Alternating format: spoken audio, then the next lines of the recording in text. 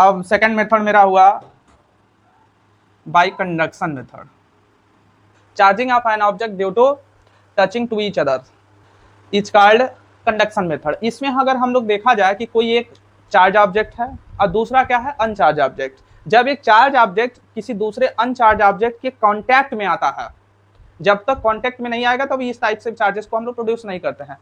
ये आपका एक स्फीयर है जो कि ये इंसुलेटिंग स्टैंड पे हमने क्या किया है, अटैच कर दिया है। सपोज कर लेते हैं कि अभी इसके पास क्या है, सारे नेगेटिव चार्ज है। नेगेटिव चार्ज मतलब कि ढेर सारे इलेक्ट्रॉन को क्या किया है, कलेक्ट किया है। इसे हम लोग बोलते हैं चार्ज ऑब्जेक्ट।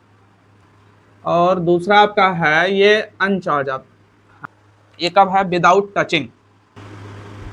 अभी हमने क्या किया है, अभी टच नहीं किए हैं। अब यही देखिए कि ये दोनों ऑब्जेक्ट अभी हम लोग कांटेक्ट में ले आएंगे। ये कांटेक्ट में आ गया। अब कांटेक्ट में जैसे आया, अब इस पे से देखा जाए कि ये नेगेटिव चार्ज है, यानी अब इस पे ढेर सारे कलेक्टेड इलेक्ट्रॉन, तो कुछ इलेक्ट्रॉन इस ऑब्जेक्ट से इस ऑब्जेक्ट के ऊपर ट्रांसफर हो जाएंगे। देखिए सम इलेक्ट्रॉन क्या किए, ये चार्ज था, ये अनचार्ज था। अब इस अनचार्ज ऑब्जेक्ट से क्या हुआ है, चार्ज ऑब्जेक्ट पे कुछ इलेक्ट्रॉन क्या हो गया, ट्रांसफर हो गए।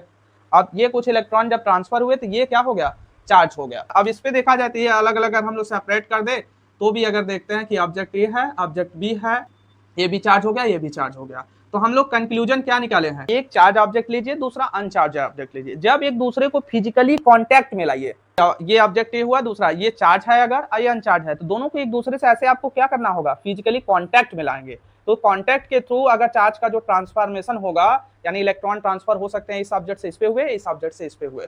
इस मेथड को ही हम लोग क्या बोलते हैं, कंडक्शन ऑफ चार्ज।